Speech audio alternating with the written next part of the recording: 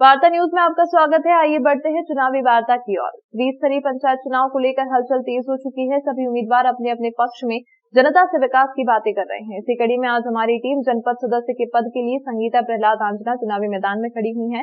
संगीता प्रहलाद आंजना को जनता द्वारा जनता का अपार जन सहयोग मिल रहा है। आइए जानते हैं क्या कहते हैं ग्रामीण जन और जनपद सदस्य पद के उम्मीदवार। बढ़ते हैं चुनावी महिमा की ओर और देखते हैं हमारी ग्राउंड रिपोर्ट। नमस्कार, चुनावी वार्ता में आपका स्वागत है। मैं अशोक परमार, वार्ता न्यूज से इस बार आए हैं हम रामगढ़ में और जनता से जानेंगे कौन से चुनावी वादे हैं, मुद्दे हैं जो अभी तक जनता के पास नहीं पहुंचे हैं। गांव के लोग हैं, गांव है रामगढ़ और यहाँ से प्रतिनिधि भी है हमारे साथ, संगीता प्रहलाद आन्ना जो खड़े हुए हैं वार्ड क्रमांक 9 से सदस्य हैं, जनपद सदस्य। तो लोगों से जाने कौन कौन सी समस्या का सामना उनको करना पड़ रहा है। ये पिछले 5 साल वो निकल गए और 3 साल ये तीसरे साल में चुनाव आया है और कौन कौन से विकास के मुद्दे हैं लोगों के पास, कौन कौन सी योजनाओं का लाभ गांव गांव तक नहीं पहुंचा है, जिनको लेकर प्रत्याशी वोट की अपील कर रहे हैं, वोट भी मांग रहे हैं और काफी सारे काम छूट चुके हैं। तो क्या क्या उनकी योजनाएं रहेगी। नमस्कार भाई साहब, क्या नाम है आपका? अंकित आंजना। अंकित जी, हमें बताएं कि कौन कौन सी योजनाओं का लाभ गांव गांव तक नहीं पहुंचा है। ऐसी तो बहुत सारी योजना है जिनका लाभ गांव वालों को नहीं मिला है, पर ज्यादा मेरे को पता नहीं। तो ये बता रहे हैं कि ऐसी कई सारी योजनाएं हैं जिनका लाभ गांव गांव तक नहीं पहुंचा है। बाबूजी हमारे साथ, इनसे जानने की कोशिश करेंगे कि कौन सी योजनाओं का लाभ गांव तक नहीं पहुंचा है। जैसे सड़क हो गई, नाली हो गई और पेयजल की व्यवस्था हो गई। और हमारे साथ हैं, जानेंगे, बात करना चाह रहे हैं, अ, सर से बात करने की कोशिश करते हैं कि कौन कौन सी योजनाएं हैं जिनका लाभ गांव तक नहीं पहुंचा है और वो कौन सी ऐसा काम है जो करवाना चाहते हैं। नमस्कार बाबूजी। नमस्कार सर। पूरा नाम बताएं आपका? ईश्वर सिंह पटेल, रामगढ़। ईश्वर सिंह जी, बताएं हमें पूरा कि गांव में ऐसी कौन सी योजनाएं हैं, चाहे शौचालय योजना हो गई है जो गांव गांव तक नहीं पहुंची है, चाहे खेत सड़क योजना का मुद्दा है जो गांव के किसानों को अभी तक नहीं पहुंचा है, जो खेती करने के लिए आते हैं। पेट्रोल के भाव आसमान छू रहे हैं। जब व्यक्ति खेती करता है तो डीजल की बात सबसे पहले आती है कि डीजल इतना महंगा हो गया, 100 के पार निकल गया है। तो कौन कौन से ऐसे विकास के मुद्दे हैं जिन पर इस बार चुनाव होने वाला है। हमारे यहाँ तो खेत सड़क की परेशानी है। 2 रोड ऐसे हैं जहाँ खेत सड़क है, बाकी तो है। शौचालय भी है और प्रधानमंत्री आवास, मुख्यमंत्री आवास की भी यहाँ कमी रही है। यदि जनपद सदस्य हमारे गांव के बने तो हमें इसका फायदा मिले, ये एक है। बाकी तो हमारा गांव शुरू से गांव शहर से जुड़ा हुआ है। बाकी तो जैसे हमारे साथ एक और सर हैं, उनसे जानकारी लेंगे। नमस्कार सर। नमस्कार। क्या नाम है आपको? पूरा नाम बताएं। वर्धन सिंह आंजना। वर्धन सिंह जी, बताएं कि किन योजनाओं के साथ इस बार आप चुनाव में जाने वाले हैं। जब आप वोटिंग के लिए जाएंगे तो मन में क्या मुद्दे रहेंगे आपके पास जिनके ऊपर आप वोट डालेंगे। एक तो युवा पीढ़ी है, युवा मतदाता है हमारा, मतलब जो भी है, और जो मतलब पढ़े लिखे हैं, उसके हिसाब से कि चलो आगे जाएंगे और उस योजना का लाभ लेंगे हम।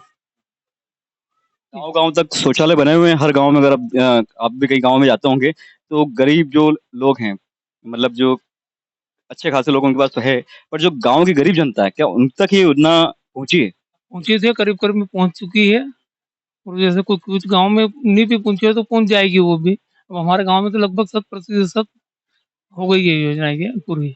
आज भी मैं कई जगह देखता हूँ तो महिलाएं सर पर लेकर जाती है, बकायदा पेयजल की व्यवस्था नहीं हो पाई है। कई जगह हम सुबह जब मॉर्निंग के निकलते हैं तो निकलता एक डब्बा लेके हाथ में भी जा रहे हैं। तो ऐसी योजना को लाभ क्यों नहीं मिल पाया गाँव तक? तो वो क्या कि कुछ मतलब सरपंचों की भी नीति गलत होगी, या और को हो सकता है उस योजना का लाभ की योजना को पता नहीं होएगा उनको कि क्या मालूम क्या करना है क्या नहीं करना है। ग्रामीण जन में, और हम सीधे जुड़ते हैं संगीता प्रहलाद जो जनपद सदस्य हेतु खड़े हुए हैं और वार्ड क्रमांक 9 से। तो सीधे जानते हैं। नमस्कार सर। नमस्कार भैया। सर मुझे बताएं आप जब चुनावी दौरे पे होते हैं, भ्रमण पे रहते हैं, तो कौन कौन सी योजनाओं का लाभ आप सोचते हैं कि गांव तक सीधे पहुंचना चाहिए और गांव ग्रामीण जन तक उन योजनाओं का लाभ मिलना चाहिए। जब मैं अपने चुनावी भ्रमण पर पहुंचता हूं तो वहां सबसे ज्यादा जो समस्या ग्राम सड़क जो खेत योजना है उसकी कुछ कुछ पंचायतों में आ रही है समस्या। अगर मैं चुनाव जीतता हूं तो इन्हीं मेरे 5 मतदाता जो क्षेत्र है मेरा, ये 5 गांव, रामगढ़, सुलियाखेड़ी, कालोदिया हुआ, सुरासा, पदरका बाबजी में, तो उन योजनाओं को मैं जमीनी हकीकत धरातल पे अधिक से अधिक उतारने की कोशिश करूंगा, शासन के साथ, प्रशासन के साथ मिलकर। क्या ग्रामीण में साक्षरता की कमी है, जिसके कारण जैसे शौचालय जैसी मेन जो एक, क्योंकि बेटी बहू जो निकलती है तो अच्छा भी नहीं लगता है, तो इन योजनाओं का लाभ गांव तक क्यों नहीं पहुंचा? तो क्या इन योजनाओं को आप जहाँ जहाँ आपने गांव बताए हैं वहां तक पूरी तरह से क्रियाएं मतलब धरातल पर लेके आएंगे? जी, बिल्कुल लाएँगे। अभी साक्षरता है गाँव में भी, शिक्षा का स्तर बढ़ रहा है, आजकल के युवा सभी कुछ वो समझते हैं। और जो शौचालय की जैसे बात करी है, यहाँ पर मैं शौचालय भी प्रशासन मतलब सॉरी भारत सरकार और मध्य प्रदेश शासन ने पहुँच रहे हैं, वो पहले वाली नहीं रही है। शौचालय पे भी काम हुआ और भी अधिक से अधिक करेंगे। छात्राएं बीच में विद्यालय छोड़ देती है। अगर आपके गांव या कस्बे में स्कूल है तो प्राथमिक विद्यालय 5वीं तक होता है या 8वीं तक होता है। उसके बाद उन्हें जाना पड़ता है बाहर। साइकिल की व्यवस्था सरकार ने की है, कई को मिलती, कई को नहीं मिल पाती है। परंतु बाहर जाने से उनके माँ-बाप ही रोक देते हैं, क्योंकि कुछ डरते हैं, मन में डर का अभाव है। तो ऐसा हो सके कि कम से कम एक गाँव में कम से कम 12वीं तक का स्कूल है, 10वीं तक का स्कूल है, ताकि वो पूरी शिक्षा प्राप्त कर पाएँ। हाँ, ये बात सही है। वैसे भी अभी सरकार का बेटी पढ़ाओ बेटी बचाओ अभियान चल रहा है, उसमें पूरी भागीदारी है। शिक्षा लड़कियों की शिक्षा का स्तर भी बढ़ा है। पास में ही हाई स्कूल है, वहाँ तक जाने की वजह से ही आस-पास के सभी गाँव में ऐसा कुछ उनकी दिक्कत नहीं है। एग्जाम में अभी लड़कियों ने टॉप किया है, आपको जानकारी होगी। तो देश का नाम रोशन किया है और बेटियां काफ़ी आगे है। अगर बेटियों को प्राथमिक शिक्षा पूरी तरह से दी जाएगी तो वो भी आगे बढ़ेगी। लड़के भी बड़े हैं, बेटियां भी बढ़ रही है, अच्छी बात है। भारत की के यहाँ की बेटियां यूपीएससी में अच्छा टॉप कर रही है और भी रहेगा। शिक्षा के साथ सरकार के साथ जो भी उनकी योजनाएं होगी उसको धरातल पे लाके आगे बढ़ाएंगे शिक्षा बेटियों का। और आपका लड़कों का भी वैसे नहीं है कि उनके नहीं हो रहे। इसके साथ मैं आपसे जानकारी चाहूँगा कि जिस तरह से आपने 4 जनपद में गाँव आ रहे हैं, 4 से 5 गाँव, तो उनके अंदर रोजगार की एक समस्या आती है। मनरेगा के तहत रोजगार देने के वादे तो काफ़ी करते हैं सरपंच सभी पंचायतों में, बट पूरी तरह से रोजगार मिल नहीं पाता, क्योंकि केवल खाते में पैसे डाल देना, मशीन के द्वारा काम किया जाता है और खाते में पैसे डाल दिए जाते हैं और पैसा कहाँ जाता नहीं पता। जो वास्तविक जो लोग हैं जिनके पास रोजगार पहुँचना चाहिए, ग्रामीण जन जिनके पास रोजगार ही नहीं है, तो उनके लिए आप क्या करना चाहेंगे ऐसा ताकि वो रोजगार उनको मिल पाए?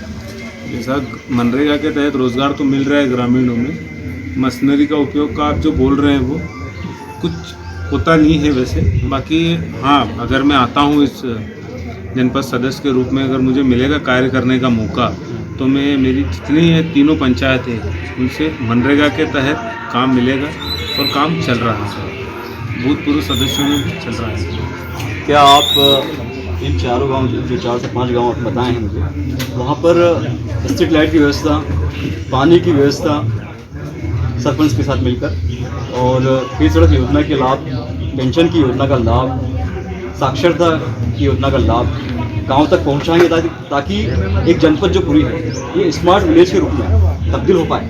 जी बिल्कुल, ये सरपंच तीनों ग्राम पंचायतों के सरपंच के साथ मिलकर, जो आपने बताया कि शिक्षा का, स्ट्रीट लाइट का, ग्राम सड़क, पेयजल व्यवस्था, नाली व्यवस्था, उन सभी को मिलके हम साथ मिलकर काम करके सभी लोगों तक, आम जन जो जनता जनार्दन है उन तक पहुंचाने की कृपा करेंगे।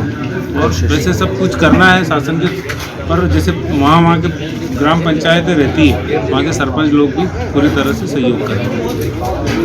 जनता का अच्छा आशीर्वाद आपको मिलता है और जनता अगर आपको चुनती है तो ऐसा मात्र एक काम ऐसा कौन सा होगा जो 100 दिन में आप पूरा कर देंगे? अगर जनता मुझे चुनती है तो 100 दिन में मेरा पहला कार्य रहेगा खेत सड़क योजना पूरी तरह से, जिन जिन गाँवों में दिक्कत है वहाँ पर पूरी तरह से धरातल पर उतारना, सूचना। सबसे बड़ी किसानों की वही समस्या है। बाकी खाद बीज में अगर कोई समस्या, खाद की समस्या किल्लत, शासन के साथ मिलकर उन लोगों किसानों की समस्या को भी दूर किया जाएगा। तो आपको बहुत सारी शुभकामनाएं। ठीक जी, धन्यवाद। ये थे हमारे साथ संगीता प्रहलाद जी, जो वार्ड क्रमांक 9 से खड़े हुए हैं जनपद सदस्य के लिए, जिनसे हमने बातचीत करी, पूछा कि कौन कौन से गाँव में विकास नहीं हो पाए हैं, जिनको लेकर वो जनपद में खड़े हुए जनपद सदस्य हेतु। तो उन्होंने बताया कि काफ़ी सारी योजनाओं का लाभ ग्रामीण तक नहीं पहुंचा है, उन्हीं को लेकर मैं खड़ा हुआ हूं और ताकि गांव के लोगों को मैं लाभ दिलवा सकूं। ये हमारी चुनावी वार्ता का प्रोग्राम था। तो आज के लिए बस इतना ही। मैं अशोक परमार, वार्ता न्यूज़ से उज्जैन से।